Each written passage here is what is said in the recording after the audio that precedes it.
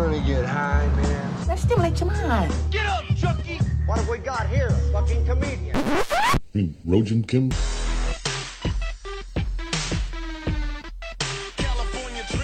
Hello, welcome to the Rojan Kim cast. It's me, Rojan Kim. Thanks so much for your ears, friends, Romans, countrymen. Joining me this week on the Kimcast is comedian Niles Abston.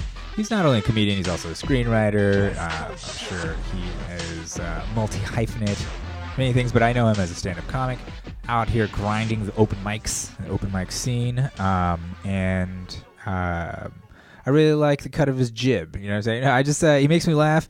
He's a funny dude, and I saw that he has a project coming out, an animated project coming out, so I thought it would be great for him to come on to the show and plug it. Also, he's part of this group of comics out here calling themselves the Goon Squad. They make sketches. They throw open mics. They have a bunch of shows on Channel 310 on YouTube. So they're like creating their own little media empire, you know, just like I'm trying to, just like you should be too. We should all have our own media empires. Isn't that what we're doing with our social media? Isn't that what we're doing with those Instagram stories? Where's all that stuff going?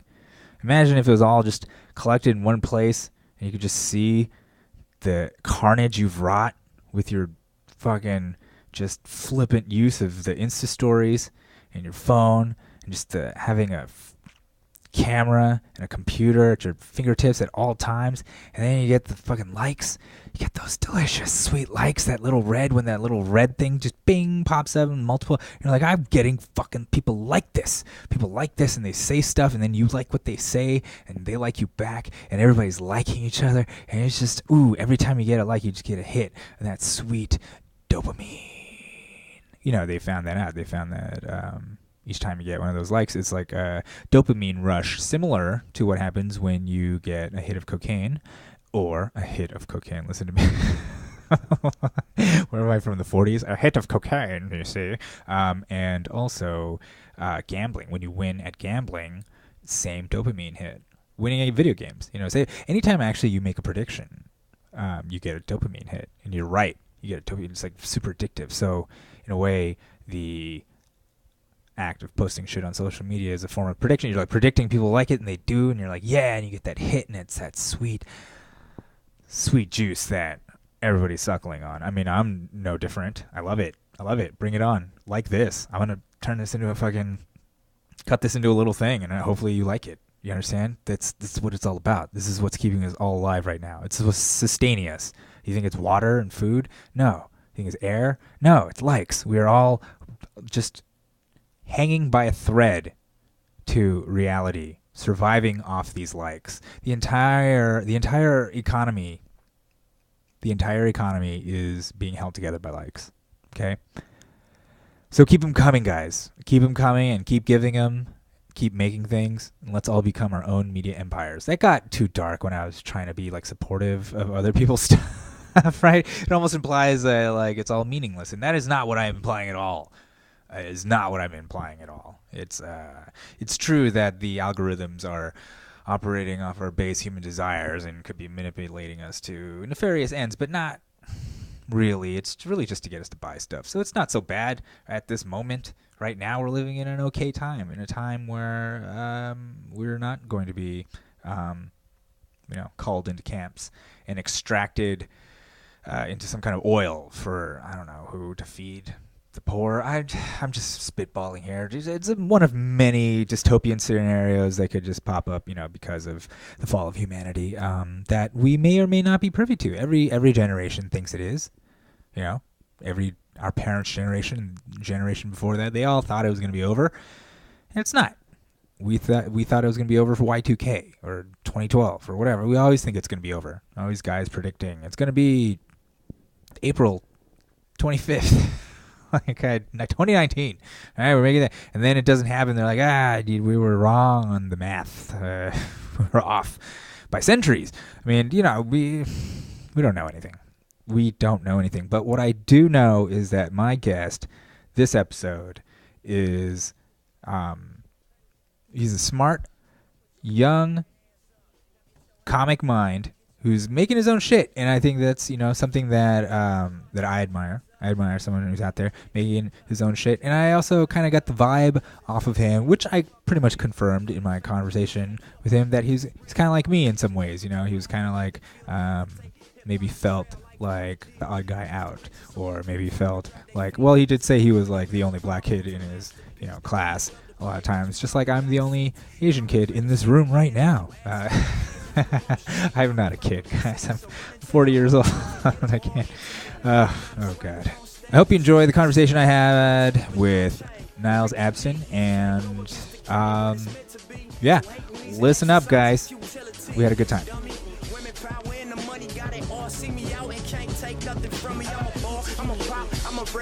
Money in the lap of luxury, cause daddy ain't no dummy. But how can I prepare you for a world so ugly? Gotta lace your baby the time Chuck T's. Life is an experience, enjoy it best you can. Too much of anything a kill, that you must understand. It ain't all about the money, it's more about the famine. It ain't all about your mama, it's more about your dad.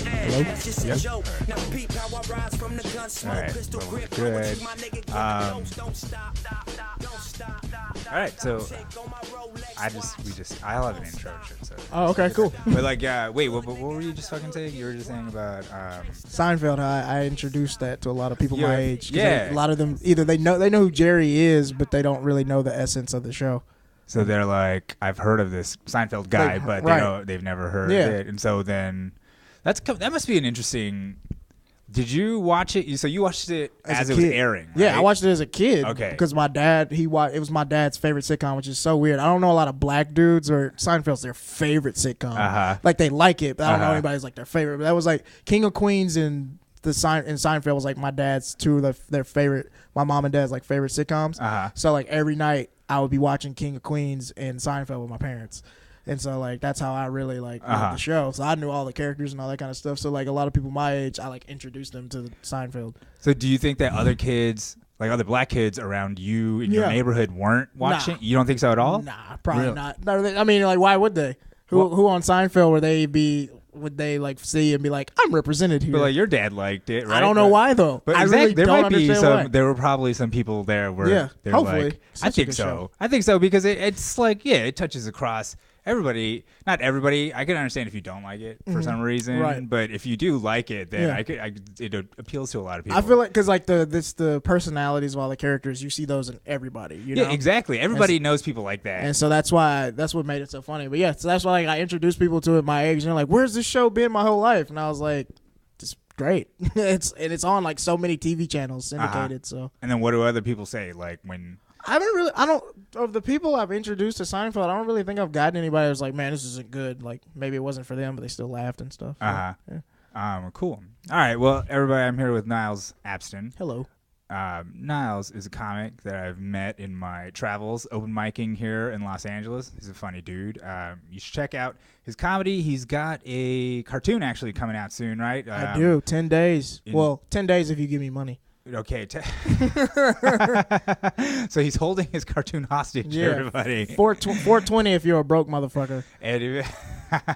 But Planet Blak, right? Is Planet cartoon. Blak. And what's why don't you tell us a little bit about the project? Planet Blak is an animated series I've been developing since 2016. I got the idea one day.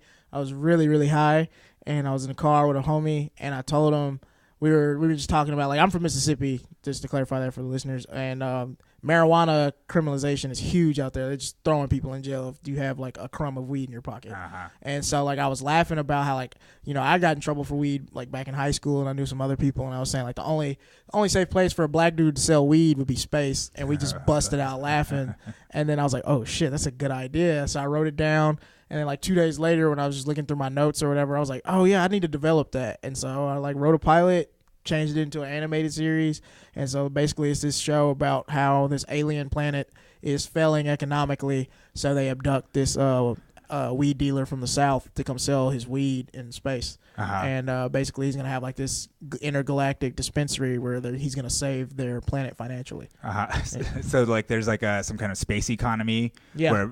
Is it aliens? Is it they're other aliens. planets and shit? And so they pay like this kind of like space money, basically, to bail out Right. the kingdom. Because that's basically kind of what America's doing is like, Right. oh, we're broke, let's sell drugs. So I Right. was like, I feel like it'd be a good way to kind of parallel like what's going on out here, but put it in space. Yeah, so I mean that's interesting because it's like on one hand it just seems like a silly stoner comedy, right? But on the other hand you're talking about the war on drugs, right? For sure. It's like a big ass fucking problem. Yeah, you got to right? spoon feed stuff, so you don't want to smack them in the face with the war on drugs. You don't want to be like war on drugs. There's so many black people. Yeah, you can't do a It's show. modern day slavery. Right, you can't just have a show where the dude yelling, "There's black people in prison. Do something about it." For nothing. Exactly. For a joint. You gotta make people laugh first. Then we'll talk about that. Yeah. I totally agree with you, but sometimes it pisses me off because I'm like, I'm old. I'm like 40. So I grew up during the DARE time. I grew up during the drug war. DARE. What a joke. Fuck yeah. You know what I'm saying? Yeah, it just taught us to not trust cops. That's what that teaches you. That's all that. Dog, it's hilarious. Like, I remember doing the DARE program. They put this sheet on the wall. We were like in 5th grade, and you have to sign the sheet, and you're like, I dare to not do drugs. And I like look back at that time, that kid would be so disappointed in me. You know what? There's actually a statistic, something that the failure rate of DARE kids. Oh, I'm sure it's so many. In my high school, it was 100%. Oh God, yeah. No, I think every kid touched by DARE was like, I should do drugs. Yeah, I should try this out because you just feel like they're bullshitting you. Yeah, there's one comedian I really like. His name's Carlos Miller. He's from Mississippi. He said the DARE program was stupid as fuck. You just daring us not to do drugs. Like, get a better plan, bro. That's exactly what it is. Just daring us not to do drugs. I need an incentive to not do drugs. I was really disappointed.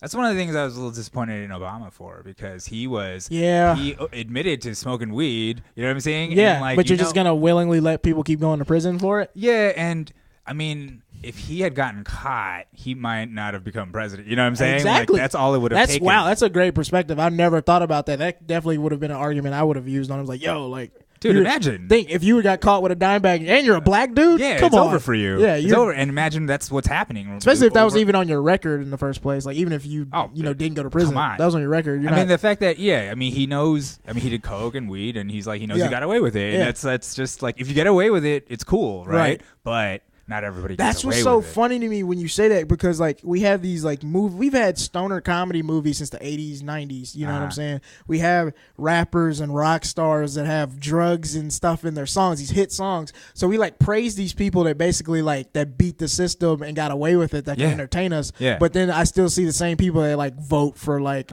drug laws and stuff. Yeah. I'm like, what are you talking? Your favorite movie's Pineapple Express. What are you talking about? We should have put people in jail for weed. That's crazy to me. The hypocrisy of our culture, right? Because like we celebrate it and we're like, oh, it's so cool. Yeah. But people are still getting caught for dime bags and going to jail. Hell yeah, because like the Migos, they're like my favorite rap group, and I always crack up. It's like, yo, if those dudes had just gotten caught, what they talk about in their music, nobody would give a fuck. You know what I'm saying? But we all love them, and their posters everywhere. They have like a fucking billboard on Sunset, but there's 3 dudes just like them that are in prison right now. Yeah, there's that 3 million dudes. Yeah, right, 3 million. Like, yeah.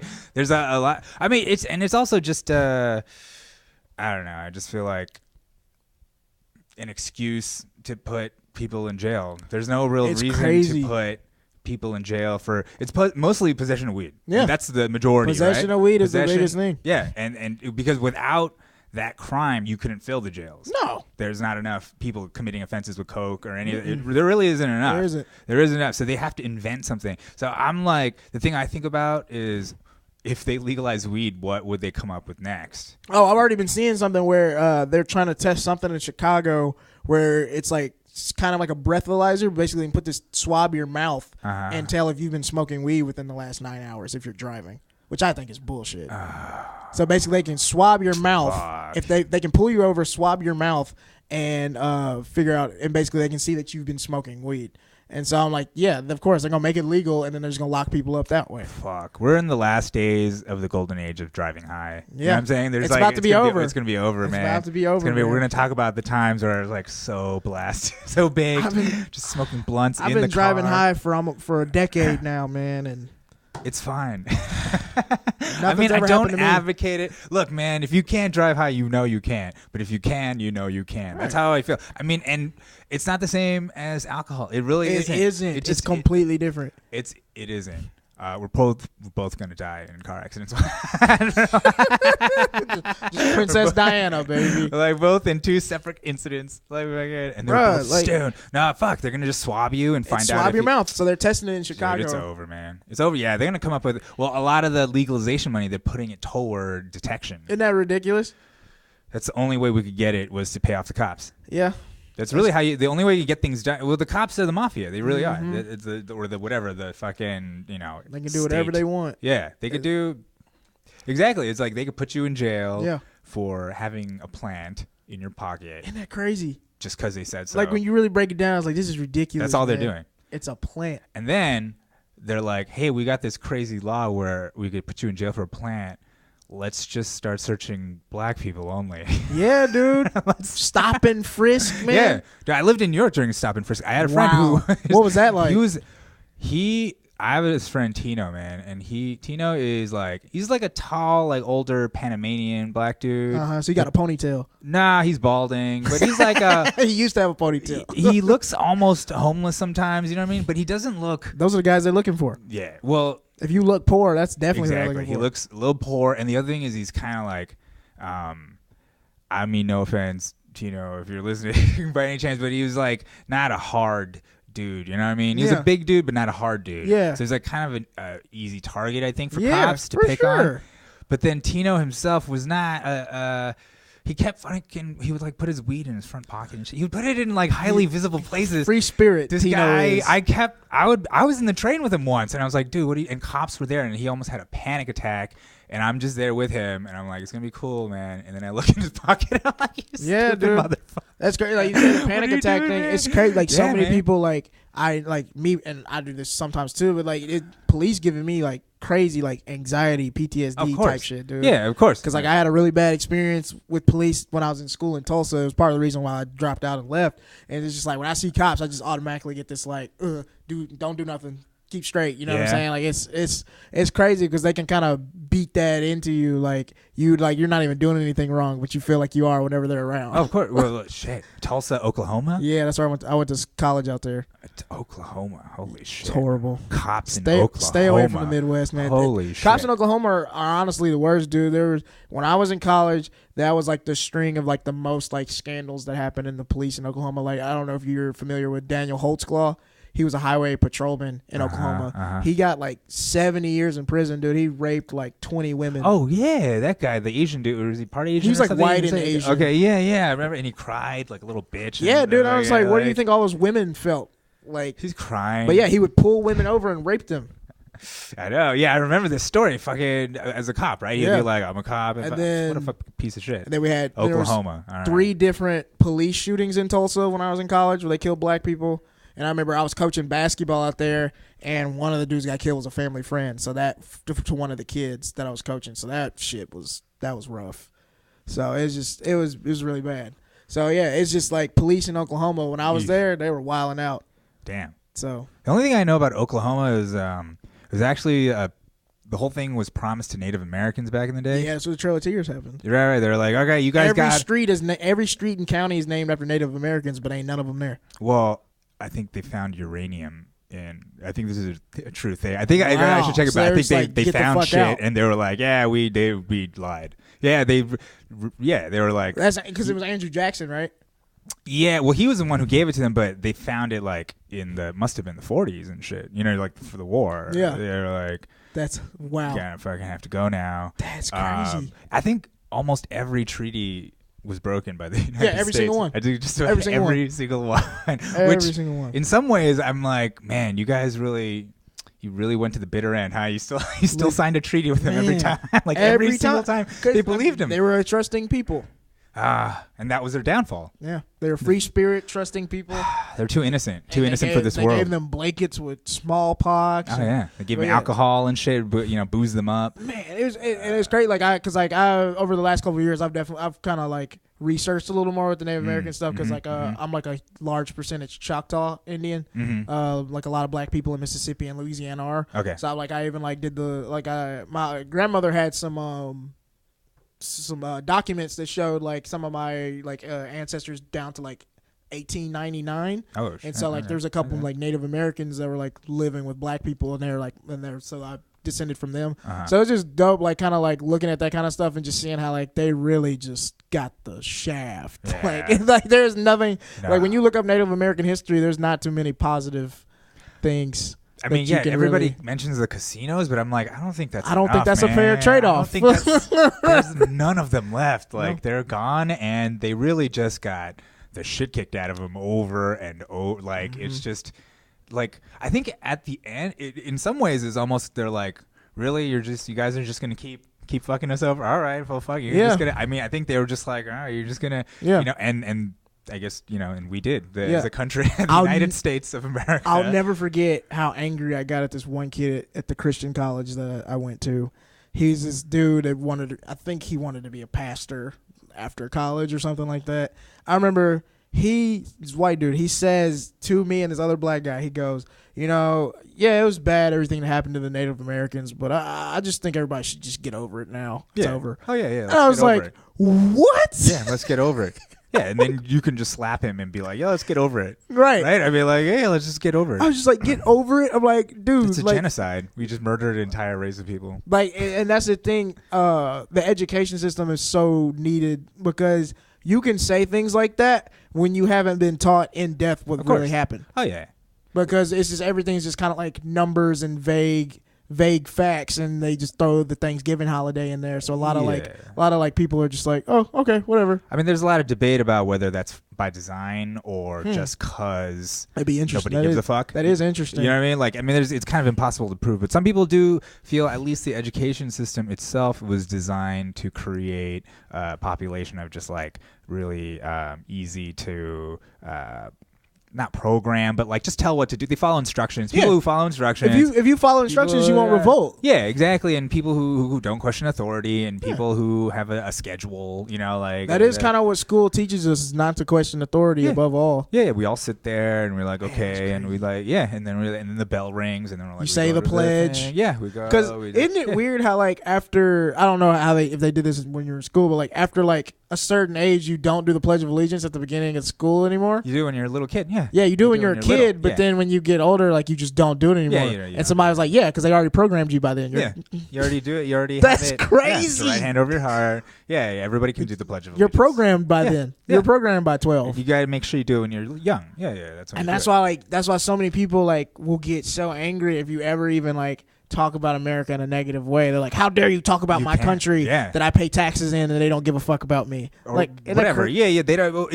I think it's because, well, first of all, I think America has been that way, you know, maybe like after World War II, right? Like after World War II, it was all about like patriotism. USA, you know, like it's us against everybody else. Yeah, where we became the dominant power, right? Like it was us, like we were the shit, and and then I guess I don't know. I mean, I don't know. I have no idea, because I feel like there was patriotism then, but at least there was the Cold War going on. So in people's minds, there was at least an equal power overseas that they were afraid of. Right. But I think it wasn't until really the 90s where we were like, there's nobody else but us. Nobody else. Like, they're done, and it's just us. Yeah. There's nobody. And now there's just like terrorists, you know, like flying planes into buildings and shit, you know, whatever. Like, that's our threat. That's our threat. There's no so that threat is like a almost abstract threat, right? Just like the war on drugs, right? Like, it's just this abstract thing that just becomes an excuse to do shit. Right. I just feel like that's what the country's become. That's it. And I don't know. I don't want us to go to war, but I think it's good to have some kind of competition so that we're not the only game in town. That is true. I feel like, because then it leads to corruption. I feel like if you're the only game in town, if you're not scared of any other country, it's then gonna be corrupt as fuck. Because like I think about like the Civil War, like France intervened at one point, and that kind of helped. You know what I'm saying? If some bad stuff were to happen in our country to citizens, what country is going to be like, we have the power to come intervene in America? Oh my God! Can you imagine if that happened? Imagine if somebody was unhappy with Trump being elected and came in and was like, we're gonna do regime change. We're Yeah. changing the regime. Yeah. like I mean, we've done We do that to everybody else. That's what happened to Korea. Like Korea had a fucking so basically so Korea was split in half right after the war because the Soviets were coming this way, the U.S. was coming this way, and then the southern part, the U.S. installed a puppet, and then the people deposed that puppet and democratically elected a president, and then 8 months later there was a military coup that was backed by the U.S. that basically just they were like, you're not having democracy. What do you think? You're like, no. Wow. So that's and then we've done that all over South America. We've done it all over the we do that. We have, and it's on paper. That's not like a conspiracy. It's like my granddad was in the Korean War, man. Oh yeah, a lot of granddads, He saw some shit out there. So did my granddad. I'll tell you what. Are your family from Korea? Yeah. Wow. So yeah, that's actually when they come over here. 70, early 70s. They weren't allowed. So Asians weren't allowed in the country till like 68. What? Yeah, because I didn't know this. You didn't know that? Yeah. So that just sounds. I'm sorry, but that just sounded funny to say. They just Asians weren't allowed. Yeah, just like the Muslim Exclusion Act or whatever. The Asians, because think about it. America was at war with Asians. Well, the Chinese Exclusion Act started in the 20s. Wow. 1920s. So because Chinese labor, a lot of them came over for the railroads. Yeah. They're here and they're starting to undercut, white labor and black labor. Exactly. Really, both black and white labor. Yeah. So there was a threat, to labor. So passed the Chinese Exclusion Act. So no more Chinese could come in. But then that kind of extended every time there was more war. So the Japanese, it was like Japanese, Koreans, Vietnam. They're like, we're not we're not letting. I never thought about it. We ain't letting any in. Japan was World War II, right? Yep. Then we had the Korean War and the Vietnam War. There's just a bunch of Asian people. So there's Asians. We just don't like any of y'all. Well, they're just like, we got to make sure. We just wow. Well, think of who I never thought about it. Think of why were the Japanese in turn, but not like the Italians or the Germans, right? Right. Like the Japanese, they didn't trust it. They're like, all the Japanese, are suspect, but not all the Germans. Man. Because they weren't white. I mean, obviously. Wow. Obviously, people don't like it when you bring that up. But no, they don't. They don't. But they don't because like Italian and Irish immigrants and all that kind of stuff try to like lump all immigrants into one thing. Yeah. That's not how it happened. No, the Japanese, they put them in camps. They put them in camps, dude. Like there was an Asian concentration camp in Mississippi. No shit. Yeah, dude. What, do you know what it's called? I don't know what it was called, but I remember one of my friends.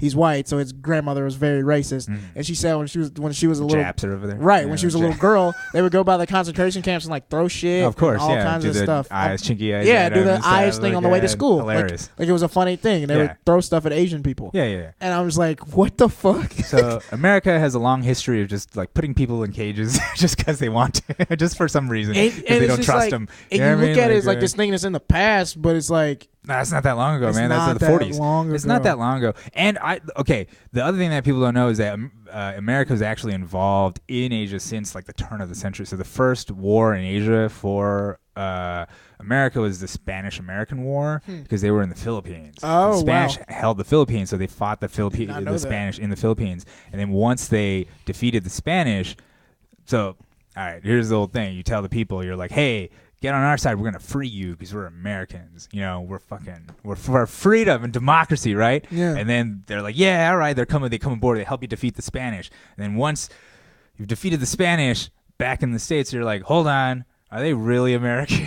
Right. Because they're not, right. They're not white. They're not white. And so then they in America, I can't remember what the shit was called, but they passed a law that basically said the Constitution only extends to the borders of the United States. Oh my God. Like just because basically being like we can have colonies, like that, you know what I mean? But in like a nicer, not in so much because in their minds it wasn't a colony, right? Like they're bringing freedom. But so basically the Americans were like, all right, now you're fucking our bitches, now. And so the Philippines revolted. They basically were like, we're not gonna just fucking, we just helped you overthrow these fucking white people. We're gonna fucking now you're the new white people. Like so they revolted, right? So so they basically fought. I can't remember how long a war, maybe like a 5-year war in the Philippines, and they put them down. They essentially, it was like the Philippines. Imagine how primitive The Philippines must have been in like the this is 1890, late 1800s, right? 1895-ish. Yeah, 1895 to the 1900, like that time period. So like, they didn't fucking have guns. You know what I mean? They didn't have there's like some footage of, you can actually look up footage of it, of like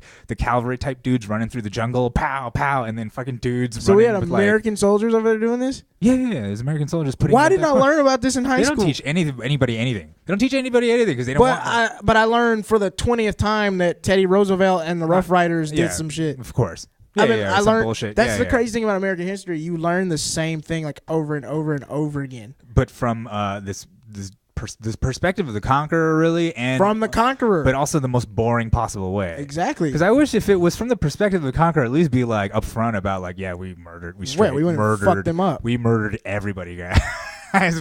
we Dude, murdered. That's crazy. So that's how they put the insurrection in the Philippines down. They just straight up murdered everybody until the leader. Dude, it's one of the most heartbreaking things I read. Was like his speech to the people, where he was just like, they're gonna kill every last one of us, so we gotta surrender, guys. Like fucking, they're gonna straight up like I know that it's like after basically I think he was just like, I looked into the souls of these dudes and they're gonna do it. They're gonna care. They're gonna murder us all. So let's just fucking. Didn't learn that war story in high school, but I learned about World War II every year. Of course, because we won that. So think about how long we were actually in war in Asia. It's been like entire 20th century. You know what I mean? Like most of the 20th century, we were actually at war in Asia. And the midpoint is nuclear. is Nuking, right? You'd think that would be the end. Yeah, they do that. Yeah, but it isn't. It's the midpoint, right? Like that's the thing I always trip on is like after they nuked Japan, the Koreans were still like, yeah, we're still gonna fight. Hey, we're still gonna fight you guys. And so, the thing I was gonna say is like the thing I have like I'm still working out a bit on this. Makes people uncomfortable, but so black people, the first desegregated infantry was the Korean War. Mm-hmm. You know what I mean? So that was the first time. Your granddad, a lot of granddads, they were put on the front lines in Korea. You know, the first time for the U.S. representing the USA fighting a war in Korea. You know, and that's like the first interaction Koreans had with black people and white people. They essentially, you know, like just that was their. Wow, the first interaction you have with a race of people is them trying to kill you. Yeah, they're just coming over and landing and telling you that they're there to free you. We're here to free you guys. But the other thing that's really interesting is I hear a lot of stories from my side of the family, and I've studied a lot of this history shit, and there's a lot of stories of just how like to Koreans it was fucking really bizarre because this is still during segregation. Yeah. You know what I'm saying? So it's like the white soldiers are racist as fuck to the black soldiers. And the Koreans are like seeing this and being like, "What the fuck is going on? Yeah, what is going on, guys? Like, you guys, why are you fighting for these white people? Like, they didn't understand it." And a lot of the racism. So Koreans are racist as fuck. Just in general. I mean, they are. Like, a lot of Asians are just very tribal. You know, this is racist. There's a superiority complex, right? Okay. But then when you threw race and war into it, then they have this thing. So they're racist against white people and black people, and and they're really racist against other Asian, like Chinese people. Japanese people. Wow. I fucking hate them. You know, like and North Korean, you don't even like that's the worst. There's a fucking like the because my dad's generation, they were all fucking anti-communists, right? Because they were like all they're heated about they're gonna call them Reds. They call them like Reds. Like I ain't no red man. I ain't no fucking red. You know, like they fucking get really upset and shit. And that's China. Right? It's both China, but North Korea is even worse. So I'm saying it's like the closer it gets to them, the more they hate them. Man. You know what I'm saying? And I think that's just like human nature, right? Like the closer the people are to you, the more you hate them. You know, but anyway, back to this war. Think about like, you're seeing this army of black and white dudes coming to your country, and then the white dudes treat the black ones like shit. And then you're like, what the fuck? Why are they here? Like, why are they here? You know, they're supposed to be freeing us, but like, but they're not free. These guys aren't free. You know what I mean? Like these guys are. They're just over there because this is the way to get paid.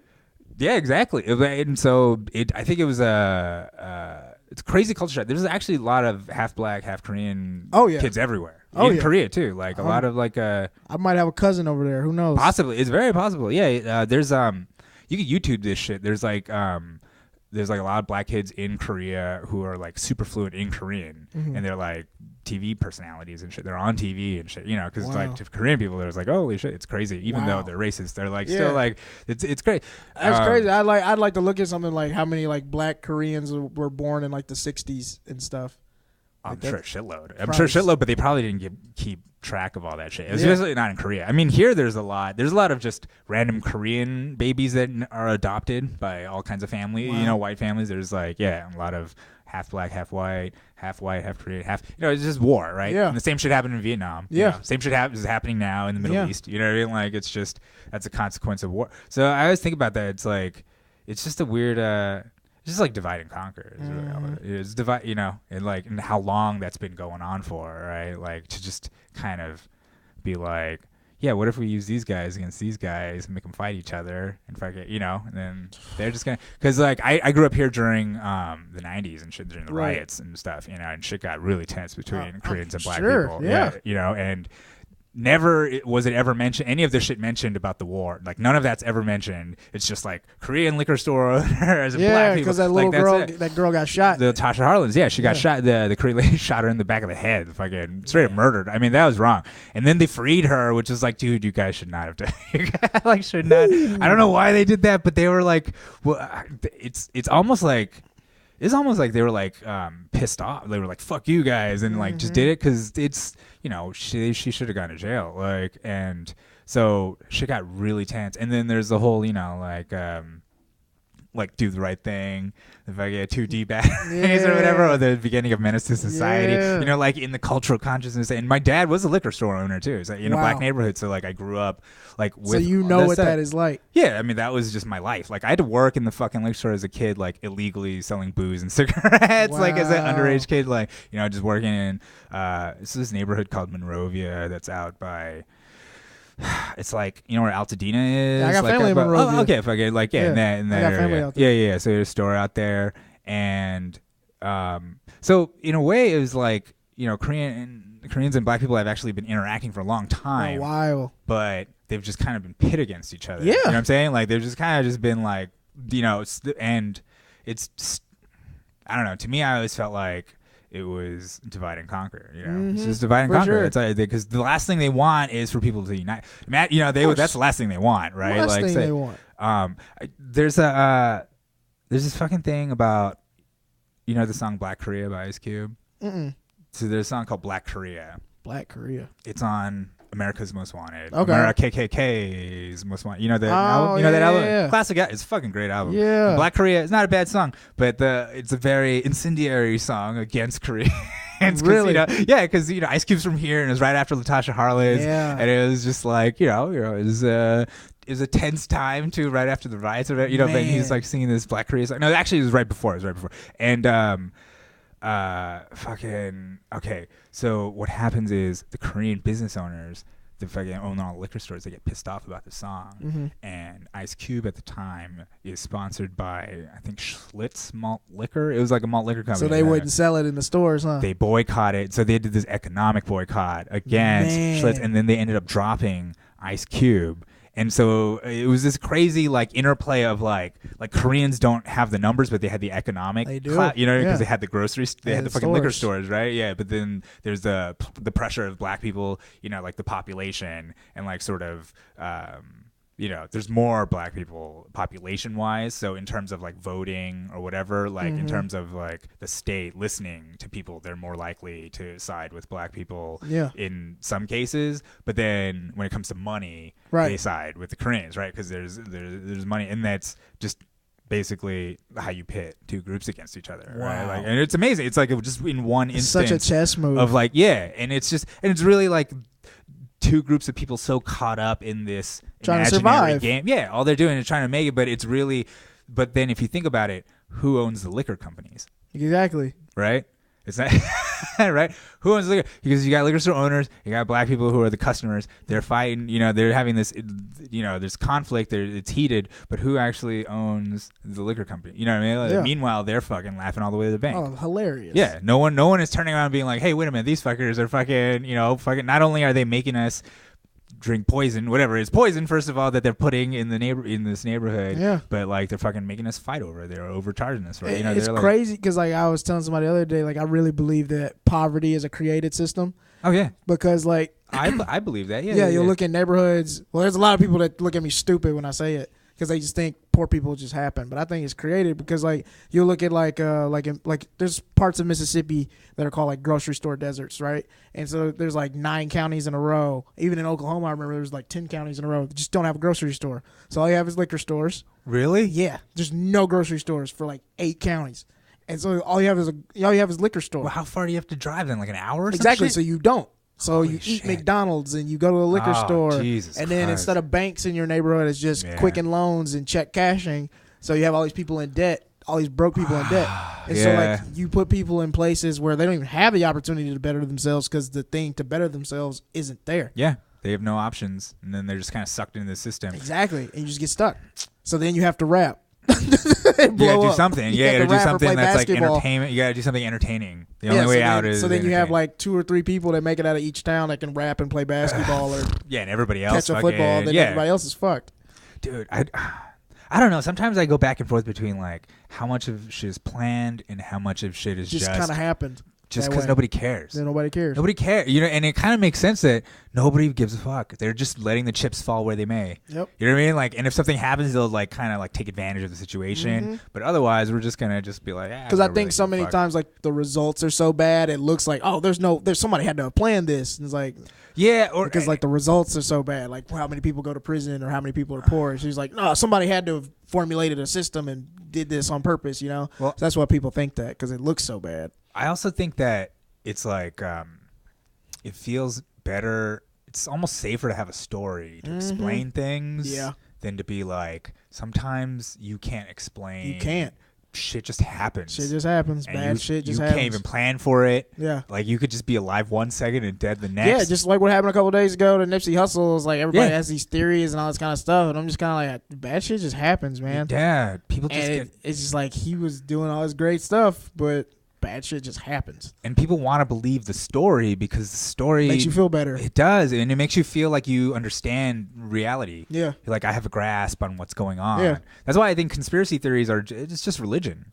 You know, it's just a Low-key, form of religion. It is a form of religion because even like some theories are so scary, it's safe to know there's a reason behind it. Because it's easier to believe some conspiracy theory, and it's a lot harder just to believe that some dude was just angry and hated him and shot him in his face. Yeah, and because he's a person people aspire to be. Like his music inspires me. Like he's just a dope person doing all this stuff for the community. Bought the plaza he used to sell drugs in when he was in high school. Like that's such a dope story. And so like somebody like that, you're like, oh, that dude's gonna do all this crazy stuff and change the world. And so it sucks to just think like, no, somebody just is an asshole and shot him in his face. Yeah, probably over some jealousy or something. Yeah, it's just jealous. Petty, he literally was angry and bullshit, jealous. Right? Yeah. He came up there and asked Nipsey for money. He was like, really? Yeah, he was like just fresh out of prison, asked him for money. Jesus. And apparently he had gone to prison. He was in there, he had snitched or something, like he snitched to cops or something, so he got out early. And so they called him out on that. He got angry, came back with a gun and killed him. And so it's easier to like believe a conspiracy theory than just believe that some people are just shitty. I mean, it's easier to believe that the CIA hired this guy to murder him because he was going to change the world and all with that Dr. kind of stuff. Sebi, right? Like the documentary that was coming. Man, I got a joke I'm working on with that Dr. Sebi shit. Like, okay, so first of all, so you're telling me he got killed for making a documentary about a dude that y'all already know about, that you can Google all this shit about him. And so basically his thing is like he can cure AIDS through a holistic diet and eat when you eat vegan. I'm like, dog, y'all niggas still eat McDonald's. So what was the documentary gonna teach you? So I was like, I don't think he got killed over that. Yeah. All this McDonald's y'all eating, that Dr. Sebi documentary wasn't gonna do shit. I wonder. I feel like the farther you get from LA, the better that might. Because my thing is, yo, here's my thing. If he was gonna release a documentary that shows true. about a dude that cured AIDS or whatever, Right. And here's the thing: if all of y'all already know he cured AIDS, why aren't y'all already doing what he said? He already had all the information out, right? And he has products that you can order online, right? So I was like, get the fuck out of here. Right. I don't think that's why. I think he was just killed because this dude was jealous, and that's what happens in. Like ghettos and hoods and poor neighborhoods are basically like the crabs in a barrel theory. You know what I'm saying? Like, you made it out. Nah, fuck that. Right. Because like I remember, like, was it a year ago, 2 years ago. I'm from Jackson, Mississippi. There's this rapper who he would be my age. His name's Lil Lonnie. He was blowing up in the South. He was blowing up in the little area. He was starting to really do some cool stuff like paying for kids to get clothes and all this kind of stuff. Mm-hmm. And he just got murdered one night, 21 years old, because people were jealous. Like, oh, you're about to make it out of Jackson, Mississippi? Nah. Jesus Christ. Yeah. Nah, just murdered him. And it's it's sad that we live in a country that puts us in a situation to be like that. Because nobody in Beverly Hills is going to kill somebody for making it. Like, no. Come on. Like, well, except for whoever killed Nicole Simpson. Yeah, that's different. But yeah, if somebody in Beverly Hills gets a good opportunity, they don't have to worry about getting killed by their neighbor. Like, I know people that live in neighborhoods that get good jobs and they don't want to tell anybody because they're like, somebody might do something to me because of that. Well, that is why people don't want to be poor, right? Because the poor will eat you. They're like, poor will eat you. They will eat. Well, because they got nothing else. They have nothing. That's else. The other thing. I mean, and of course, it's not like that it's an excuse for the behavior, but still, it's like they will. It's a ravenous place. Yeah. You know what I'm saying? Like it's desperation. Exactly. I can't even blame them for it. You know what I'm saying? It's just like that's what happens. It's why high crime areas. Yeah, people that don't have food. Yeah, they're probably gonna go steal shit. Yeah, like no way. Yeah. Or steal from you as soon as they learn. Or steal from you. But now check this out. I think it's true. It's magnified in these poor areas, right? Mm-hmm. But I read this thing about like people who win the lottery, like at least half of them end up dead.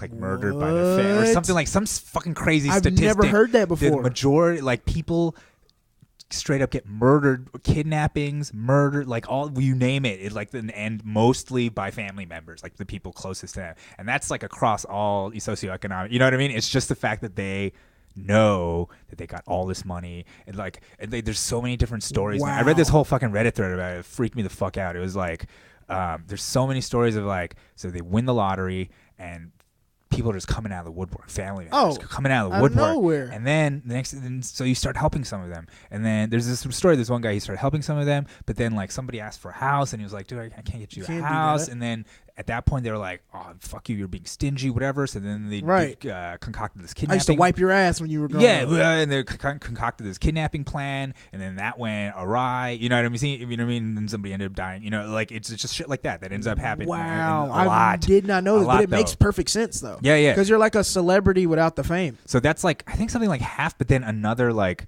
quarter or third of them blow it all and fucking end up dying because they feel like they have to like take care of everybody.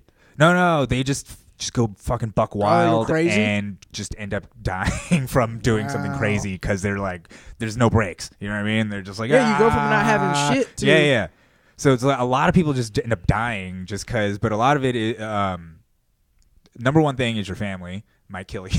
That's the number one thing. And then the number two thing is you might kill yourself. Like that's what happens when people win the lottery. Scary. It's fucking nuts, right? Yeah, it freaked me out. So there was like all this advice about like the first thing you got to do is get a lawyer. Like the first thing you got to do. You can't even tell anybody. Like the first thing you do is get a lawyer, and then the lawyer creates a trust. And like from there, and then the family just has to deal with the trust. Like you separate yourself from the money as fast as you can. Wow. Because as soon as it's like, what does the trust do? What is that? The trust basically sets up like you're gonna tell them like say you want to take care of your mom, right? Yeah. You're gonna just set up like, all right, this is how much she gets every month, every year, whatever the fuck it is, right? Mm-hmm. And this is it. And any problems with the money, they come to you, not me. It's like I'm not that money. Like the money. She's getting money from the trust. You know what I mean? Like so, and then you have to just tell her like, yeah, that's your money coming from there, but it's not from me. That makes so much sense though. Yeah. And you got to just start, and then you got to like basically try to be as anonymous as possible, like not tell anybody. Yeah, I saw this hilarious picture of this dude in the Bahamas won the lottery, and he went up there and claimed his money in this like hilarious mask. Because they take a picture of you signing the check, and like he has this like gorilla mask. He has a gorilla mask on and a T-shirt. Smart and thing. He's like, nobody knows who that nigga is. Yeah. He's going to be perfect, man. People will kidnap you, man. People will kidnap you. Probably your cousin. In a mask, and you're like, is that you? You're like, and it's crazy because like you could, you feel like you're around like loving people and all this kind of stuff, but the thing is, you don't know how certain people act in certain situations until it's presented. The there. circumstance. Yep. So like I like we're doing comedy. We hope to be big names one day. We don't know how our friends and family are gonna react to that until if you ever get in success. their face. Yep. You know what I'm saying? Yep. Like you could say like, oh, so and so's known me since I was 5. They'd never change. Like, Yeah. You don't know that. No, that's when true character reveals itself. It does. Right. It does. Like because that's what people say. Like money like amplifies who you really are. It's like booze. It just comes out. You know? Man. So that's one thing. Yeah, that's just like it's human nature, so that I feel like in poor areas it's definitely amplified, but it's in all of us. It's you in know all of us for sure. All of us. I think that's the one thing. Like a lot of people nowadays, I feel like they want to feel like they're good. Mm-hmm. Like I'm good. I would never be evil. I think you're good because you haven't been presented with that situation. Exactly, and never really like had to self-examine yourself. You just kind of live in this like I'm woke and I'm like I'm not racist and I'm a good person. Yeah. And all like, that. Because I went to a private school in high school. And so I was like one of the few minority kids there. And so for a lot of people, they didn't think they were racist until there was somebody that wasn't white in their space now. Right. They never had the chance to be racist. Right. And the thing is, when they say that, it's like, I'm not racist in public. Right. You know what I'm saying? You're Right, racist right. at your dinner Racist table. together. Right. Fun. Yeah. But it's just like then a black person gets in your space, and now you have all these feelings, and you say these things that you've never said before, and you think these thoughts, and they're like, whoa, But it's like, freaks them out. You're racist. It's just you didn't have the opportunity to be. As a comic, do you enjoy kind of like writing that line or finding that line? You know what I mean? For sure. I do that. Sure. I do that You all got the time. to. White people are the ones who are triggered the most. You know what I mean? Like they're definitely the ones. White women for sure. But white, like, okay, one of the things I has happened to me is like white dudes, they'll either forget I'm Asian or whatever, but they'll start doing an Asian voice or making fun, and then that's hilarious. But to me, I don't give a fuck, so then I'll join in. Yeah. As soon as I join in, they get uncomfortable. They feel uncomfortable. They get fucking uncomfortable, and then I'm like, well, which is it, man? Are we having fun here or not? They want to have fun. But with me there, like they see suddenly like so they want to have fun at my expense. Like right, when it's not at your expense anymore, that's when the problem arises. It's fucking. That's just weak. Like I'm just like, come on, because I'm gonna go. I'll go there with you. I don't give a fuck. But that's like, why is that uncomfortable? You're like, and it's not uncomfortable for me. Right. Otherwise? They don't. And that's the other thing. They don't think about it being uncomfortable for you though. Well, maybe they do in that instance, and that's what short circuits them. Because they're like, I didn't even think that he had feelings about this, or like because I have old friends who like will do that shit, and I don't give a fuck, and I'll do it, and they don't give a fuck, and then we're friends, right? But as soon as you pull away from me, then I'm like, what is that? Like that's then you're not engaging me as a human being. You know what I mean? Like I just don't feel like I'm just a background actor in your story. That's what that just remind you of Asian jokes. Like, exactly. Is that what happened? Is that like there was a time, dude, that I was at a mic and this Asian dude went up, and then I went up, and another comic came up to me and was like, hey, I think it was Franklin. Yeah, he was like, hey, Franklin, came up to me. And then as his hand was coming toward me, the light, it got brighter. And then he was like, realized it wasn't me and was like, and because I was like, oh, I'm not Franklin. And I was just going to say, like, I'm Rojan, like, whatever. Like, yeah. But he kind of like pulled his hand away and like walked away uncomfortably. And why didn't he just like, oh, my bad, man? Yeah, like, why didn't you just have the conversation? I shouldn't. Well, one of the things, not I shouldn't. I fucking totally talked about it on stage, and then I totally talked about it with him in front of other comics. That's but I was funny. like, well, the thing that I didn't give a fuck that he thought I was Franklin. I just cared that he pulled his hand away. Cause I was just like, what the fuck is that? Right. Like, can't extend your hand to another man and then pull it away without being like psych or I don't know. Right. Like, you know what I mean? Like, it was just in some weird like still a person. Yeah, I mean, it just hurts, man. You know what I'm saying? That's funny. But I gotta tell you this other thing. Sorry, but like I tell you this other thing. I used to live in Oakland. I used to live on MLK. The Bay. Yeah, MLK and 45th. It was a rough neighborhood, but I was walking. Most MLKs are. Usually they are. But I was walking down the street, and a dude was like, "Hey," and then I look, and it's this random black dude, just handing me a beer. I'm about to take the beer, and then he saw my face, and he was like, "Oh, I thought you was a brother," and then like he took the beer away and walked. Oh my God, that's hilarious! I thought you was a brother. Yeah, and I was like, "What?" I was like, "You were gonna give me a beer if I was black, but now that you saw him, now he took in slow motion with the recognition. Why he played you like that? Oh man, so it was like on both ends of the spectrum. I thought you were about to say he thought you were like one of his another Asian dude. Like that's what I thought you were. I mean, it was dark out, whatever, and it was from the back, whatever, Wow, so I need to meet this dude. He just out giving black people free beer. Yes, I don't. Who is this nigga? I was like, hey man, if you listening to this, I live in the valley. Come on down. Just giving black people free beer. I am down. Come on. I mean, it's not a good business model, but right.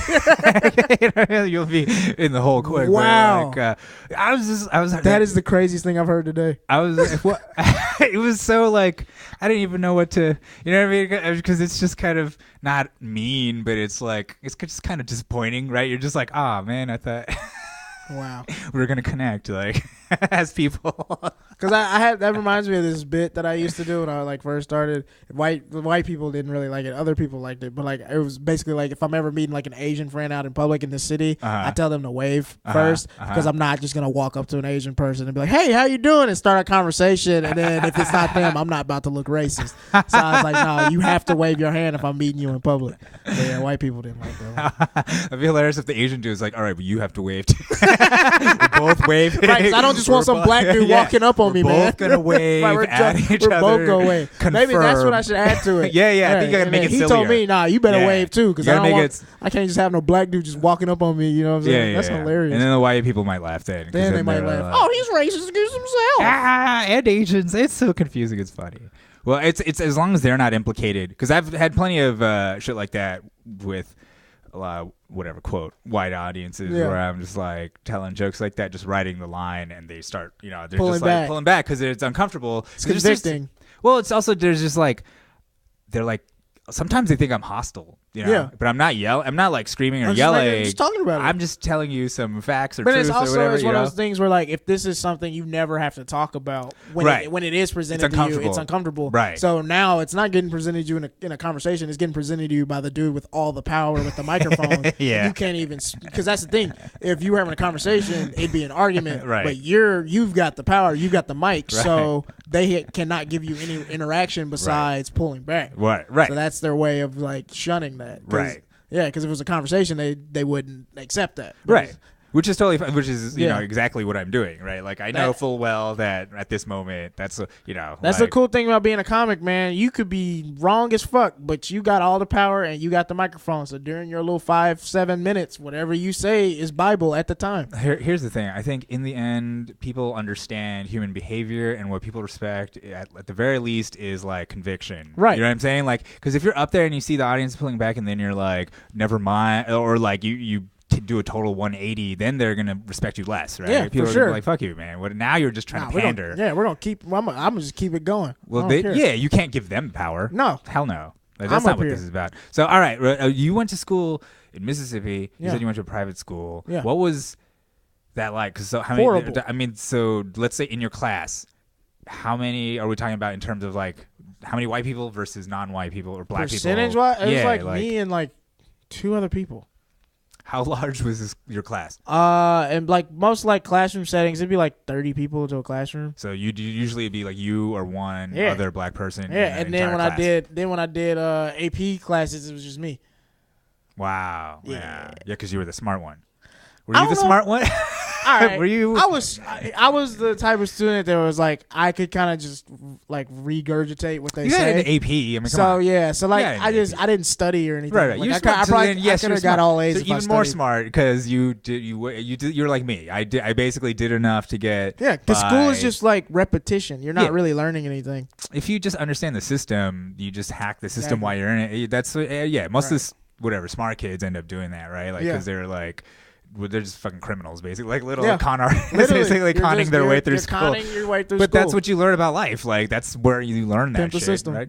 I used to fucking get all these like slips and shit and get out of class. Hell yeah. Okay, so since you were like, so I have a common experience where I'd be like the only Asian guy or whatever, like a lot of situations. What was that like? Were there ever times where you like would forget for a second? That, all the time. Right? Like it depends because I was a really good athlete. Right. So I was one of them when there was a ball in my hand or when I was running on the track. You know what I'm saying? I wasn't anything different. But the problems I would always have would be in classroom settings. Interesting. Classroom settings. If it was a sport, Niles is one of us. You know what I'm saying? Like, because I was one of the top track athletes in my state in high school, and so when it was track season, I could do no wrong. Right. Like I could do anything I wanted at school. Right. But like when I want to do a bit about that. It's just like when I wasn't. It's like my black skin just went away whenever I put a sports jersey on. Yeah. Like like it's like a superpower in a way. Dude, actually, that's a real thing. That's they've done psychology experiments where if you ask a group of people, they'll take like a group of people and show them to another group of people, and they'll be like, all right, I want you guys to separate these guys into groups. Yeah. Most people do it racially at first, but if you give them red shirts and blue shirts, most people will end up just separating them as shirts. Wow. You know what I mean? Like, so that's all it actually takes to hack racism, right? Because it's just we're visual, because we're visual animals. Yeah, that's why sports. That's why that works in sports. Because once you put the uniform, we like our black guys. We don't like your black guys. Well, at that point, it's like black is like second. The first thing is the team. We're on the team. We're on the team. It's us, and that's why none of that mattered. And so, but it was like I would get treated totally different by those same people in other settings. In another setting, yeah. Yeah, that's why like everybody liked me in math class, but then every other class, they were like, "Why is he talking?" No, I'm just kidding. I sucked at math. I was not a good Asian. You're not good at math. You're supposed to be. Exactly, like I'm supposed to be. You know why Asians are good at math? Because they get the shit kicked out of them when they're kids. They really do. Yeah. They get like I can't speak for everyone, but when I grew up, fucking. If I got shit wrong, I would be punished, and then they would just like make math problems for me and then punish me if I got wrong. Wow. Like it could also just be because I had abusive parents. I mean, that's also part of it. Like, so the way I learned to tell time, it's like when I was 5 years old, my stepmom, she would like have this like toy giraffe with a clock on it and set the time, and she'd ask me what the time was. Yeah. And then I'd tell her, and if I got it wrong, I got hit on the hand with like a ruler. And the thing I remember is by the end of that night, I knew the time. I knew how to tell time, and my hands were bloody. It's amazing. It's amazing what you can learn when you have to. Exactly. When you're being beaten by a stick, like for being wrong. And I also fucking hate giraffes. Like that's the other. You hate giraffes? Just because of the fucking giraffe clock. Man, that's funny. That's why black kids are really good at comedy and sports. Because if you're not, you just get the shit roasted out of you all the time. Think of survival. Yeah. Think of like that's why like so many black people in comedy, like when you ask, is like, oh yeah, I got made fun of all the time. Oh fuck yeah. Like it's a coping mechanism, so you learn how to fire back with the jokes. Right. And so it's just like with sports. If you're like the black kid in your neighborhood that's not good at a sport, you're gonna get made fun of a lot. I know a lot of black dudes that played sports that didn't even like them. They just had to do it. It was like they didn't want to get made fun of. I don't want to get made fun of. How many people are actually doing that in life? Like they're just doing just because they don't want people like, to. The way Mississippi works, if your son doesn't play football, that means your son's gay.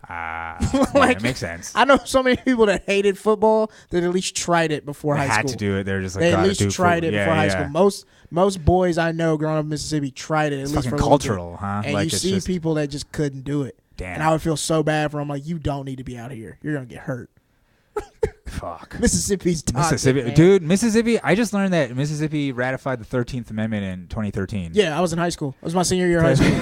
They were like, "Yeah, okay, well, all right, well, fine." Yeah, I say all the time, I was a slave till I went to college.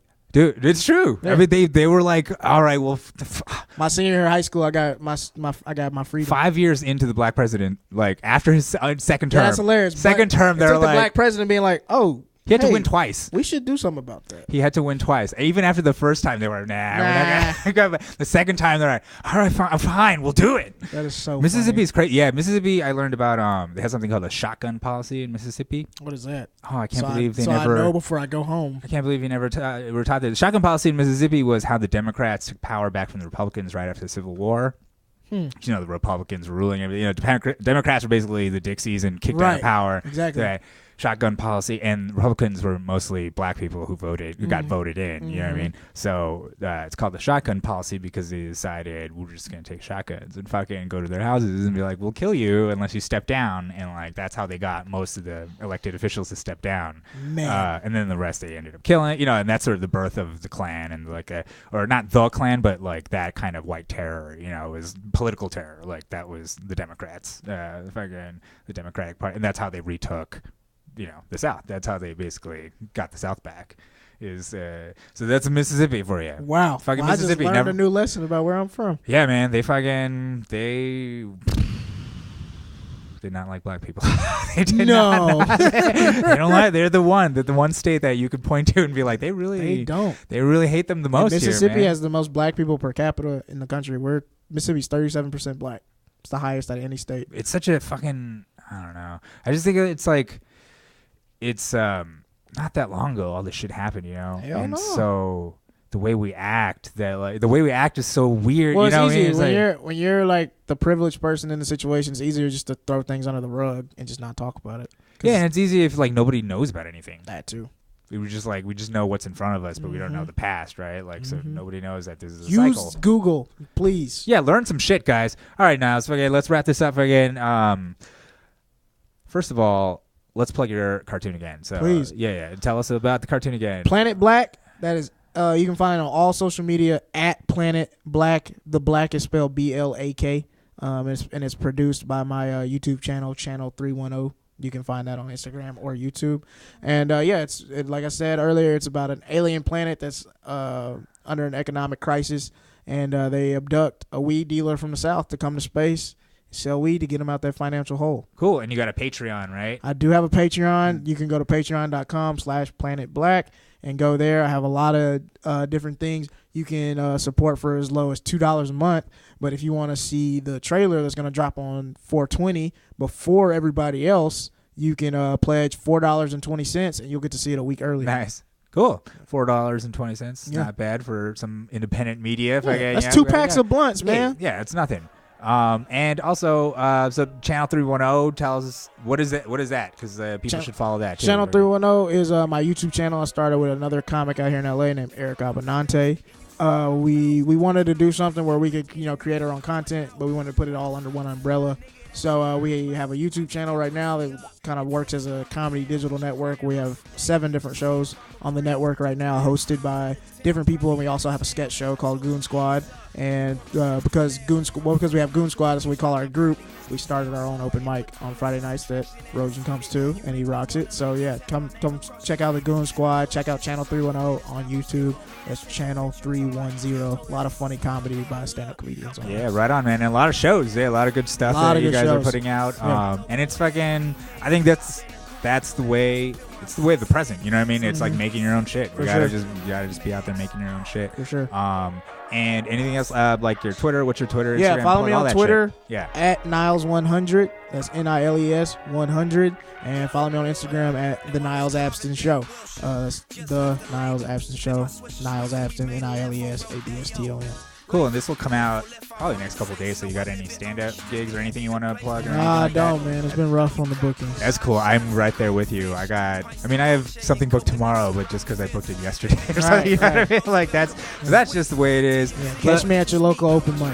Yeah, you'll see Niles. I am sure you'll see Niles out there. If I can follow him on social media and shit, and look for him out there doing comedy because he's out there. And thank you so much, man. No, this is really fun. I learned a lot. Cool.